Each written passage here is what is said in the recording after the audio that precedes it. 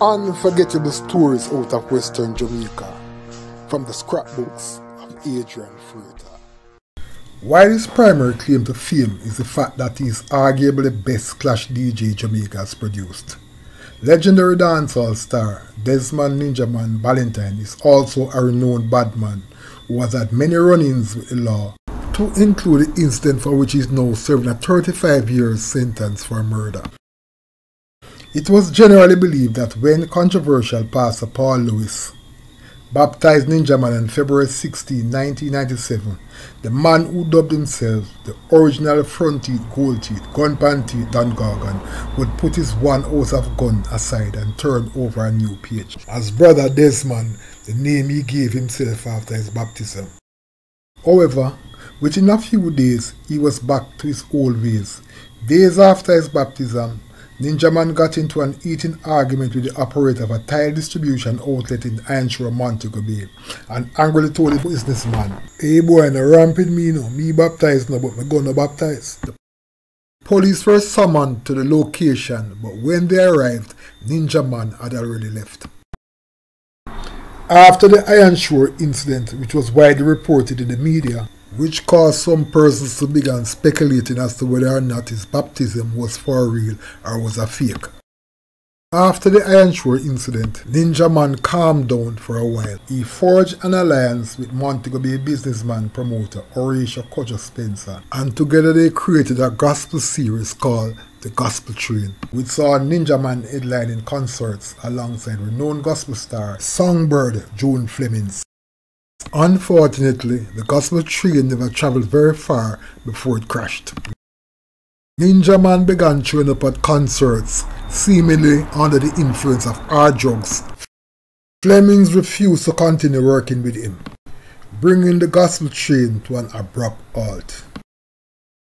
In this edition of Lest You Forget, I will be revisiting an incident prior to Ninjaman's baptism when, as a full-fledged Don Gorgon, he crossed paths with another hardcore dancehall star, the Colonel Josey Wales, and basically had to flee like a thief in the night to escape a public flogging from Josey Wales.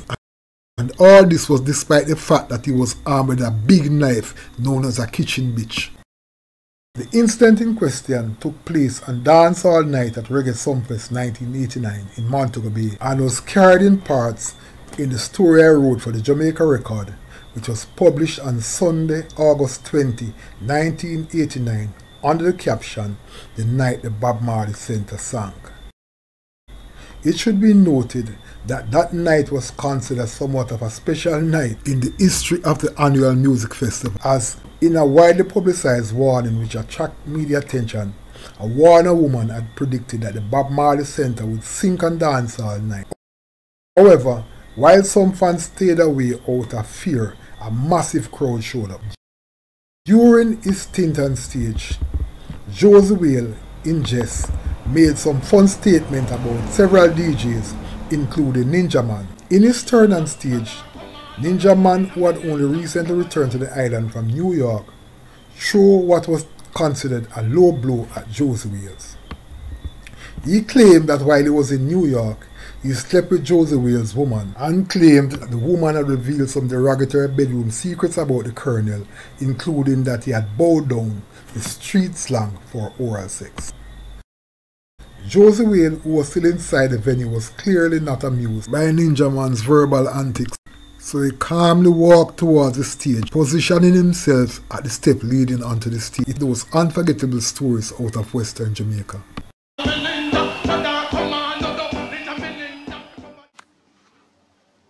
Unforgettable stories out of Western Jamaica from the scrapbooks of Adrian Fruiter.